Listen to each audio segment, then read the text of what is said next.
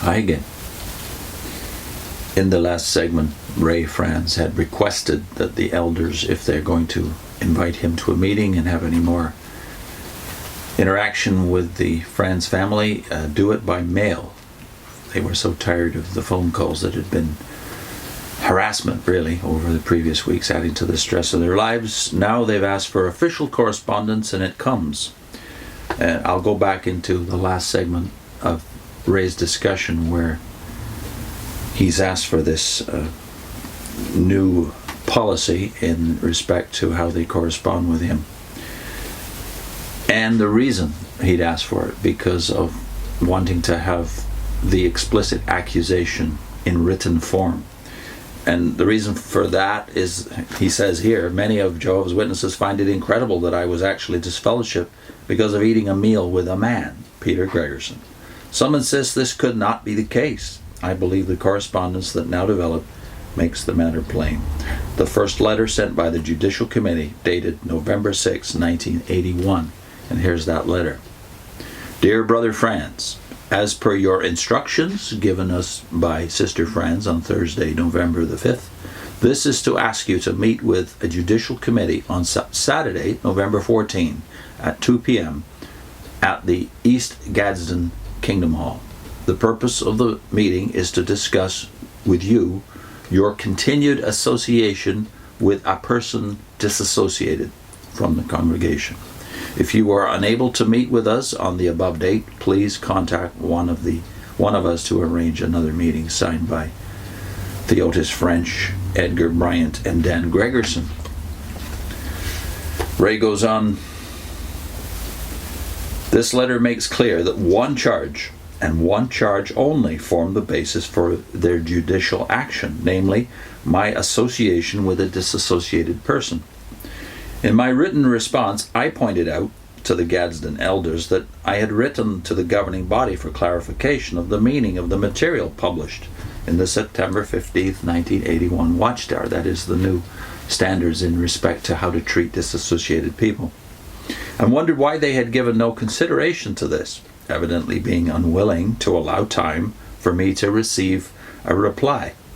I also pointed out the unreasonableness of having Dan Gregerson serve on the Judicial Committee when he had already presented himself as my accuser.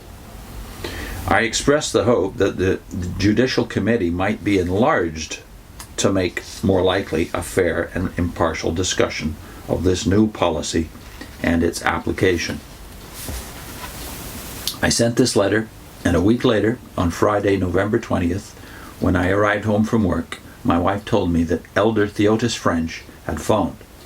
They would be meeting as a Judicial Committee the very next day, Saturday afternoon, he said. They had sent me a letter to that effect.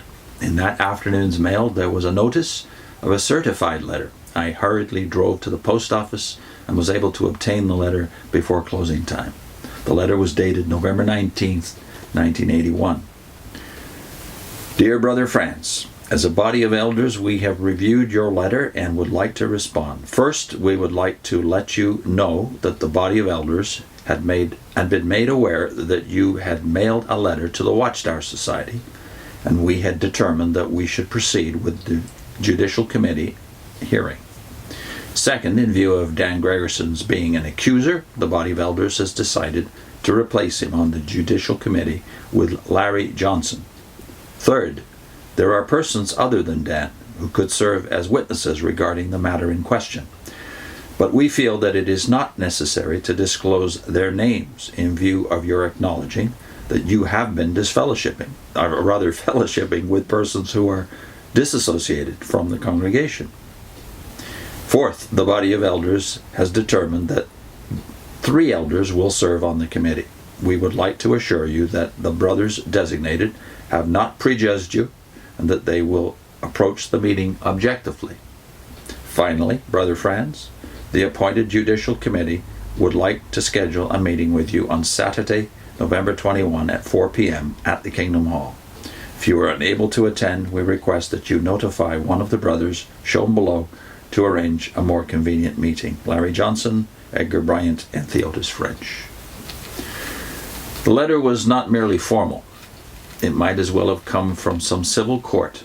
For those signed your brothers, it conveyed none of the warmth of a Christian brotherhood. Cold legalism dominated its tone. Yet unless I had already been prejudged, which they affirmed was not the case, there surely should have been a brotherly spirit expressed, a sense of compassionate concern for the life interests of the man to whom they wrote. Setting aside my entire adult life service among Jehovah's Witnesses, or my having served on their governing body, or my age and my existing circumstances, setting all that aside, they should still have manifested some measure of loving interest, even if they viewed me as one of the least of Christ's brothers. And here he refers to Matthew 25, verse 40. I do not believe the unfeeling spirit expressed originated with these men. It had another source. The letter was typical. The next segment, rush to judgment.